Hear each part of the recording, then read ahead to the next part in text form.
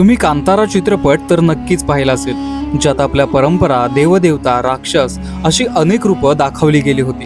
पण तुम्हाला माहिती आहे का, असाच एक अंगावर काटा आणणारा उत्सव आपल्या महाराष्ट्रातही साजरा केला जातो आणि त्यालाच म्हणतात बोहाडा.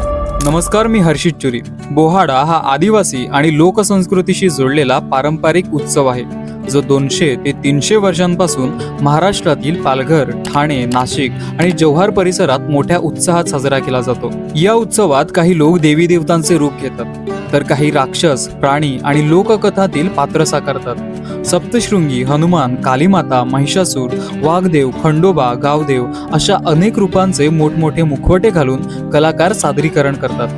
अनेक ठिकाणी देवी देवता राक्षसांचा पराभव करतानाचं सादरीकरण केलं जातं, जे वाईटावर चांगल्याचा विजय दाखवतं. आणि विशेष म्हणजे देवाचं पात्र साकारणारे काही लोक आधीपासून तयारी करतात. काही ठिकाणी उपवास, सात्विक जेवण आणि स्वतःला शुद्ध ठेवणं यालाही महत्त्व दिलं जातं, कारण त्यांच्यासाठी हे फक्त एक सादरीकरण नसतं, तर ती श्रद्धा असते, एक जबाबदारी असते. आणि म्हणूनच इथे फक्त मुखवटे घालून नृत्य केलं जात नाही, तर इथे पात्र जगली जातात. लोकांची या उत्सवावर प्रचंड श्रद्धा असते. अनेक जण नवस बोलतात. या अनुभवासाठी लोक दुरून दुरून येतात. आणि जेव्हा बोहाडा सुरू होतो ना, तेव्हा पूर्ण वातावरणच भारावून जातं. तो ढोलांचा आवाज, धुरानं भरलेलं संपूर्ण गाव, प्रचंड गर्दी आणि तासनतास चालणारं नृत्य. आता काही लोक याला अंधश्रद्धेशी जोडतील, पण अनेकांसाठी बोहाडा म्हणजे श्रद्धा, संस्कृती आणि परंपरेशी जोडलेली भावना आहे.